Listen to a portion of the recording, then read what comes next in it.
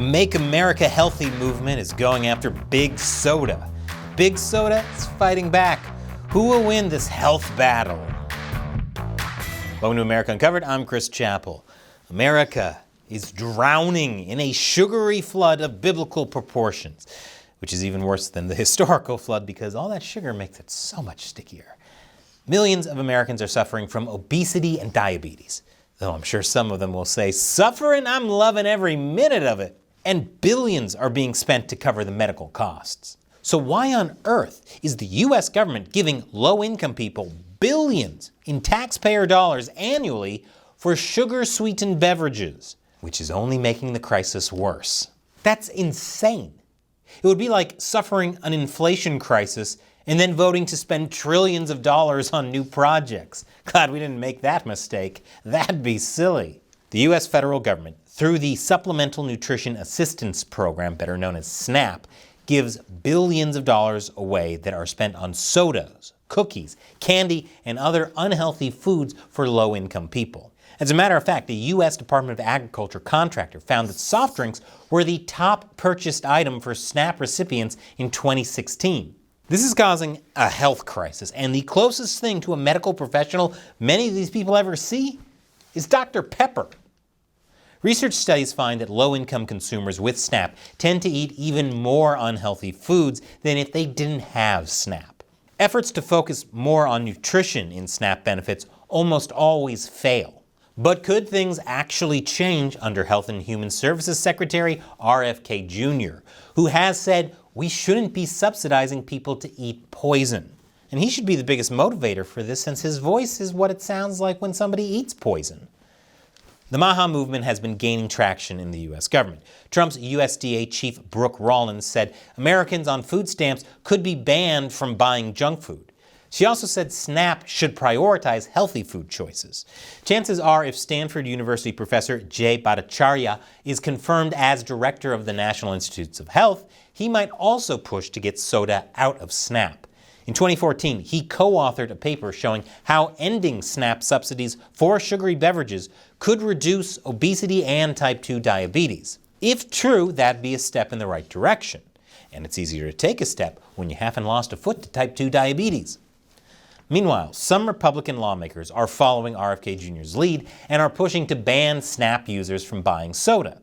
There appears to be a lot of momentum to actually make SNAP healthy, unlike anything before. If this works, it won't be as American as apple pie, it'll be as American as apple slices.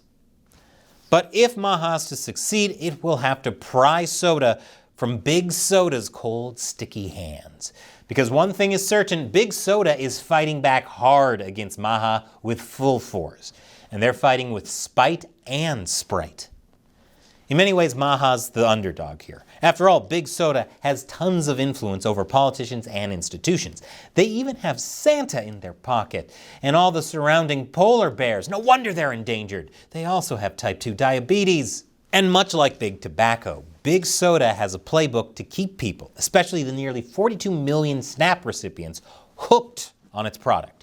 They sponsor scientific studies that coincidentally shift blame for obesity away from bad diets and their sugary products to a lack of exercise. See, it's not soda that's the problem. Look, LeBron James is in a Sprite commercial. Surely this is proof soda is good for you. And it's not that he's being paid millions of dollars or that this research is, according to scientists, paid by Coca-Cola. Most of the focus in the popular media and in the scientific press is, oh, they're eating too much, blaming fast food, blaming sugary drinks, and so on. But maybe the reason they're eating more calories than they need is because they're not burning many. So we need to be in balance. We need to be in energy balance and at a healthy level, which means getting a proper amount of physical activity. Yeah, stop paying so much attention to your diet, just exercise more, you slacker. And after all, soda is a sensible snack, at least according to dietitians who work with Coca-Cola. It's not like Coca-Cola has the power to quash health research or anything. After all, Big Soda is working hard to help bring context to the latest facts and science around our products and ingredients. I keep forgetting the context needed around empty sugary calories. Even if you think soda's somehow not good for you, at least it gives millions to health groups, including the American Diabetes Association, the National Institutes of Health, and the American Heart Association, because big soda cares about people's health. These health groups totally won't get swayed by big soda money. They'll do the right thing right after they do the do. Maybe that's why the American Heart Association opposed a Texas bill that would restrict Snap soda purchases. The reasoning behind it is strange, to say the least. The representative for the American Heart Association said in a public hearing that the best way to get SNAP recipients to eat healthier is to increase SNAP benefits without restrictions. You know, because when given the choice between something healthy and something delicious, human beings' self-control always kicks in and makes the responsible decision. That's why the most popular item at buffets is cauliflower. He also said that Americans need to make sure that changes to SNAP regulations don't change participation in SNAP. Wait, how is giving more money without restrictions going to increase the consumption of healthy food?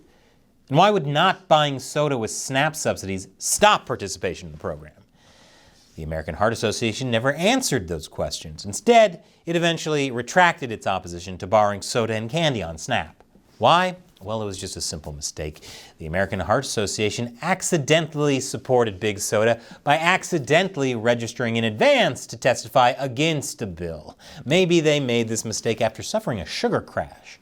A healthy sugar crash, of course. There are other narratives big soda latches onto as well.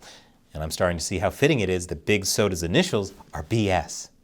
One of them is the idea that if you're taking sodas away from SNAP, then you're stigmatizing food aid recipients and treating them like second-class citizens, which is ridiculous. Class isn't determined by soda drinkers and non-soda drinkers. It's determined by people who drink Coke versus RC Cola. Team RC Cola all the way. But they say this would be creating a two-tiered system in which the right to personal autonomy around diet is conditioned on income and means. It turns out this kind of messaging especially resonates with groups representing minorities, like the Hispanic Federation and the NAACP, or as I like to call it now, the National Association for the Advancement of Colored Pop. In fact, they joined forces with soda companies to fight New York City's attempt to ban soda from SNAP back in 2013. But wait, aren't minorities being disproportionately affected by obesity and diabetes? Well, yes, but according to Big Soda, taking soda away is discrimination.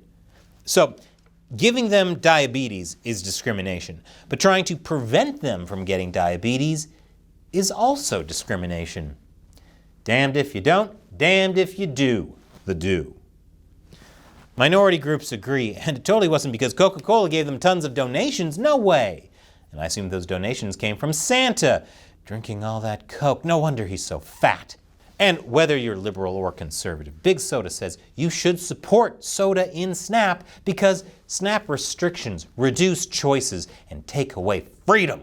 Think about the regulatory burdens on small businesses. Restrictions may have good intentions, but the results are bad. Don't fall prey to bureaucrats. Beware government intrusion. Your cart, your choice. Yes, your cart, your choice.